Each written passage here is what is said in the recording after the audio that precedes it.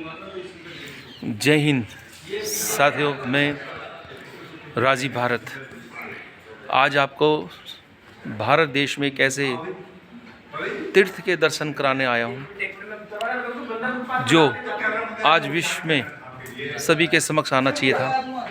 भारत में इस देश के जन जन तक जाना चाहिए था, लेकिन हमारे देश की जो राजनीतिक व्यवस्था है, ऐसे स्थान को उन्होंने देश के सामने लाना उचित नहीं समझा।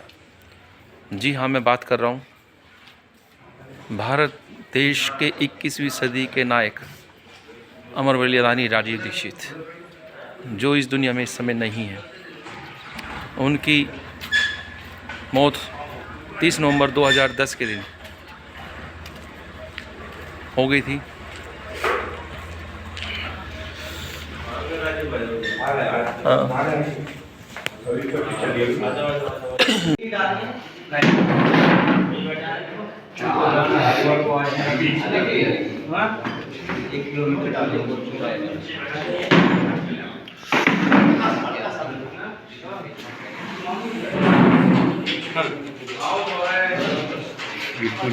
पूरा मॉडल है।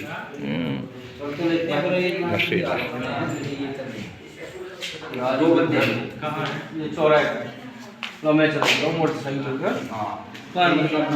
बैग निकाली बेटा, चौराहे जिसमें हम किसी का समय न मांगे, जिसमें हम किसी का विश्वास मांगने की आवश्यकता न हो, जिसे स्वयं अपने को विश्वास हो, वो हमारी व्यवस्था पे विश्वास करे और स्वयं को पार की सके, हमारी सारी व्यवस्था को देख सके। तो मेरा मानना है कि आज के समय में जिस प्रकार से इस देश को गुलाम बनाने का तरीका जो 77 वर्षों से चलता आ रहा है, उसको हम धाराशाही सही रणनीति लेकर चलते हैं तो हम मात्र 1 से 2 साल में ध्वस्त कर सकते हैं, क्योंकि वर्तमान का समय डिजिटल का है, डिजिटल पूरा संसार है। आज जिस प्रकार से ये बात कहते हुए बड़ी पीड़ा होती है, बड़ा दुख होता है कि जिस प्रकार से प्रयागराज में जो संगम हुआ, आज मैं सच्चे दिल से हृदय की गहराई से कहता हूँ, प्रयागराज में संगम में नहाने के बाद में मुझे इतनी पवित्रता महसूस नहीं हुई जितनी मुझे पवित्रता आज इस गांव में राजनीति के जन्मस्थल पर आकर हो रही है। ये जन्मस्थली पूरे देश को शुद्धता देने की दिशा में है।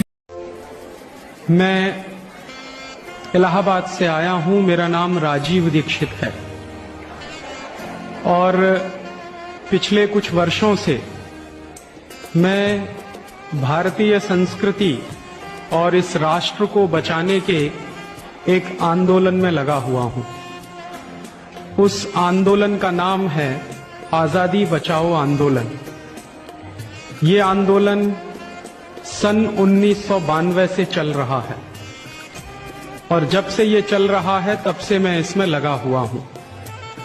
पेशे से मैं इलेक्ट्रॉनिक्स और टेलीकम्युनिकेशन का इंजीनियर रहा और एक रिसर्च प्रोजेक्ट में मैंने काम किया, लेकिन सन 1992 में अपना सारा काम छोड़कर, अपने कैरियर को छोड़कर, अपने सारे धंधे को छोड़कर राष्ट्र को बचाने के लिए, संस्कृति को बचाने के एक आंदोलन में मैं लग गया।